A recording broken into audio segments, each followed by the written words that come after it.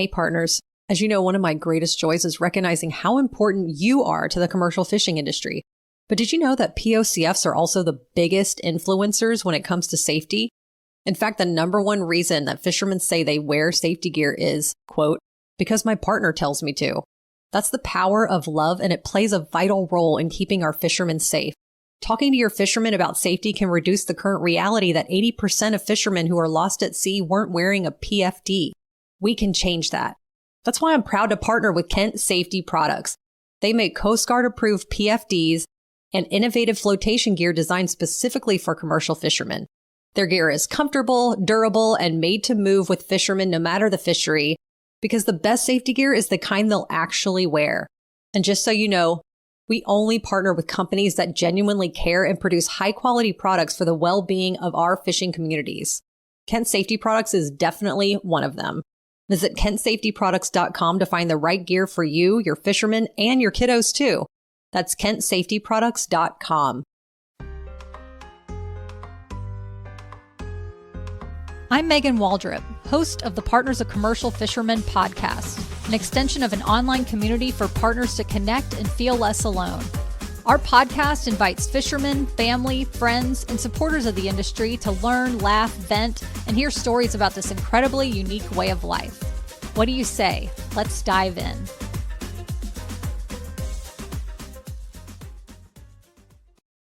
Hey partners, welcome back to another episode of the Partners of Commercial Fishermen podcast. Fishermen, family, friends, supporters of, we love hanging out with you every week. Thank you so much for choosing to spend time with us. It truly is so special that we can have this space together. And if you're new here, I'm your host, Megan Waldrop. Pull up a seat.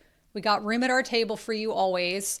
And today we're going to talk about a subject that probably isn't very popular, but it is actually a popular episode because everybody gets the blues. To quote Tom Robbins, even cowgirls get the blues. Even partners of commercial fishermen get the blues. It's a human thing. We go with the emotions. It's like the tides, it ebbs and flows. Sometimes we're riding high and everything's great.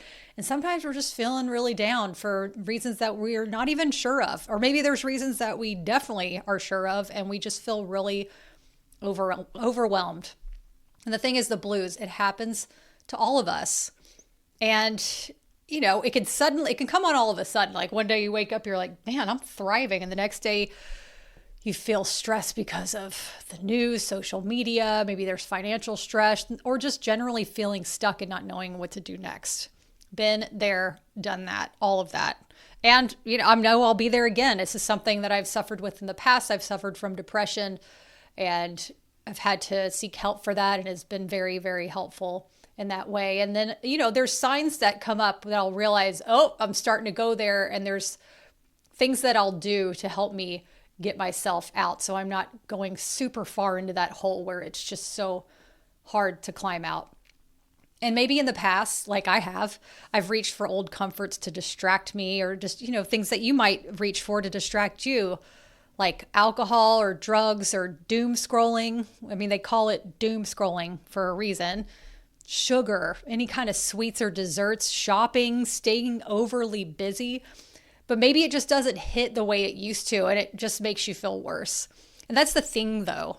Even chocolate gets old after a while. I'm quoting this biker yogi that I met when Chris and I were in Mexico. We lived on a sailboat and sailed throughout Mexico in the off season, from when he would go to Bristol Bay in the summer, fill up the kitty, and we'd jump on the sailboat and sail around Mexico. And I was talking to this yogi biker. I won't say his name, but he had the thickest Boston accent. I know I've mentioned him before. I loved him so much. He was from Boston. He would pronounce, for example, he had an email address, and he would say the address, and he was like, at yahoo.com, not Yahoo, Yahoo. It just made my heart just burst. I loved it so much. But he had moved from Boston, moved to California in the 60s, 70s, and started growing marijuana out there in one of the remote forests out in California. Obviously not legally, but he did that for, I think, 30 or 40 years, he said. And then he moved to Mexico, and I was asking him, it's like, so you don't even really smoke weed, or you weren't doing this? And he was like, man, back in the day, I was drinking and drugging and fucking, sorry, I just dropped the F word. But I'm quoting him, but he said, even chocolate gets old after a while. And I love that so much, because if you look at it from a larger perspective, it's because we're subtly growing out of who we used to be. Maybe during that time you're feeling lost, and that's completely normal. But the lostness is actually a gray area to give yourself a chance to feel the feels and take a break from your usual cycle. So when those, for me, alcohol did not hit, it hit all right. I hit rock bottom with that for sure. Marijuana wasn't hitting like it used to for me. It wasn't a relaxing tool. It wasn't something that I convinced myself that I needed to be creative. It was just giving me anxiety, maybe a few fleeting moments of feeling in a different dimension. But otherwise, it just sucked. It was just got expensive. Then I'm figuring out where I'm going to get it, where I'm going to put it. Do I smell like weed? I mean, it's just exhausting. I mean, you might know this in your own way, like whatever you're dealing with. And it reminds me, this time of feeling lost and having the blues and just not knowing what to do next and feeling stuck or maybe feeling overwhelmed. It reminds me of what I read recently in a newsletter by Jason Stevenson. And he's known on YouTube for his sleep meditations. And I was made aware of him by my therapist years ago. And it really helped me get some good sleep when I had a hard time falling asleep. So you can Google him, Jason Stevenson, on YouTube. And he has some really beautiful sleep meditations. And for my yogis out there, sleep meditation is also known as Yoga Nidra. Or if you're yogi curious, so Yoga Nidra, but sleep meditation. And this is what he said in his recent newsletter that really felt like it hit on this topic today. He said, sometimes growth looks like rest, like saying no, like sitting with discomfort instead of running from it. It doesn't always feel like a breakthrough. Sometimes it just feels like breathing through something you used to avoid. So if things feel still right now, trust that something is shifting, quietly, deeply, meaningfully. You're growing even here, even now.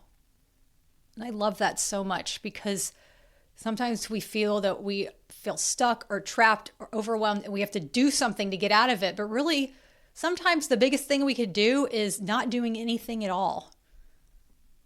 Doing nothing is being productive. Rest is productive.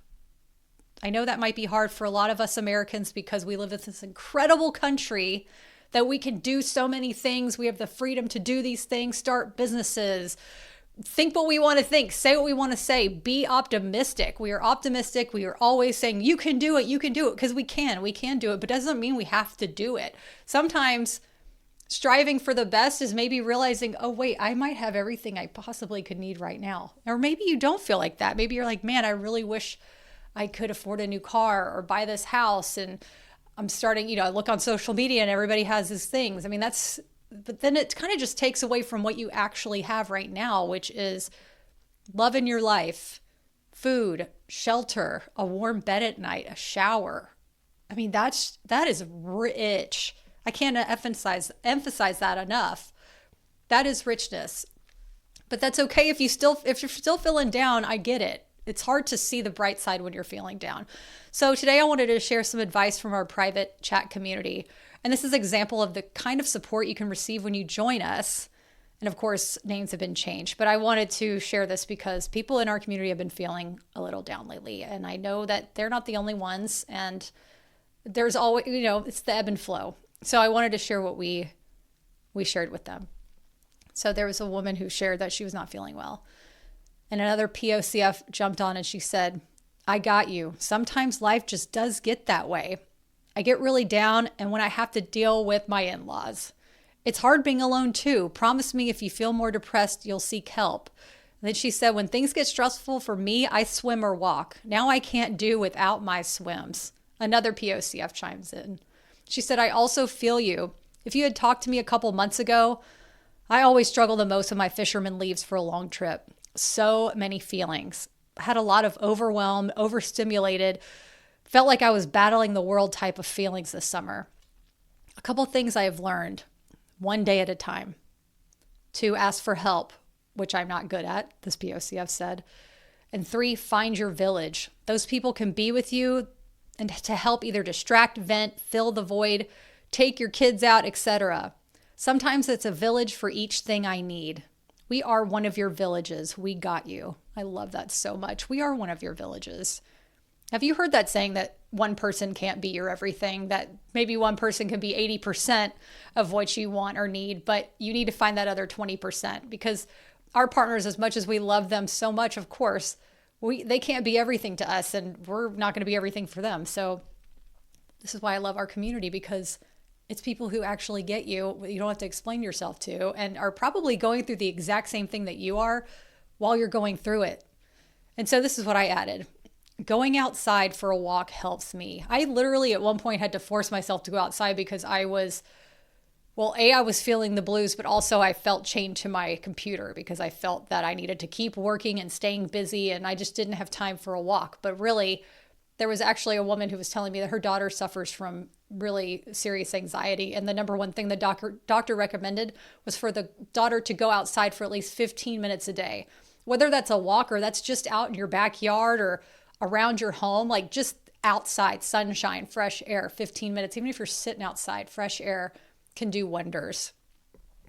For me, another big thing for me has been easing off of social media, because there's too much compare to despair. And you might have, if you follow me on social media, you might have noticed in the last several months that I'm not on there as much. I used to post every day on stories.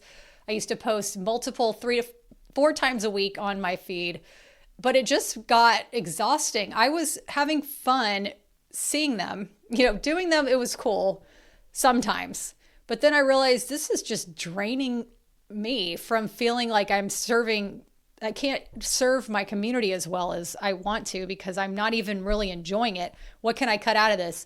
Oh, social media. I'm going to cut that out. Now I can feel more energy towards making this amazing podcast, writing these newsletters to everyone, and tending to our private group chat, because that's really what I love. I like doing those things way more than social media, that's for sure. But really connecting with the partners one-on-one, that's the sweet spot. That's the whole reason that this community was started in the first place. And this is another thing that's been helpful to me that my mom told me to do years ago when I moved to California. I left South Carolina and packed my car and got the F out of Dodge. I was drowning in alcoholism. I needed a change. And I've been wanting to move to California since I was 15. And so I was 30 years old. I literally had nothing to lose. And so I finally went to California, and I knew my destiny awaited. But of course, it takes a little while for destiny to catch up when you're an impatient human being. So for a little while, I was kind of feeling down. I had a warm bed. I had the shelter. I had the food and all the things I could be grateful for. And also I had a roommate that was just a Debbie freaking Downer, man. Like, I felt that she not only was a Debbie Downer in her own life, but she took joy in bursting my bubble, or anything that I had joy over. She was just have these weird rules in the home. And I was like, I can't live here anymore. And I was starting to get really, really depressed, and, was looking for another place to live. I was happy to be out in California because I knew that's where I belonged, but I was not where I felt that I needed to be. And so my mom said, because Mom, she knows, even though I resist, my mom, she always knows best. And she said, why don't you write down something that you're thankful for every single day, and you'll start seeing the small joys that are around you. And I was like, oh God, what? That is so cheesy. Lo and behold, I started doing that, and it really, really helped lift me out of my funk. I got to really kind of appreciate what I had in my life, and things started to shift for me because I was more available and more open and aware of all the blessings. I could be more open and aware to the blessings that come, and I wasn't stuck in that scarcity mentality. So that really, really helped. And so some people also say you could write 1 or 3 a day. I mean, they could be so simple as, I have a candle I can light while I work or take a bath, or I can take a bath, or I love this tea. This tea was really great. I felt really hydrated today. Oh, look at the flowers are blooming in the yard. It doesn't have to be something massive. It can be the small, beautiful things. Oh, I saw a cardinal today. Oh, I looked at the clock and it said 11:11. Anything that is a small little, ooh, write it down, because that does make a difference. And I'm going to say this again too.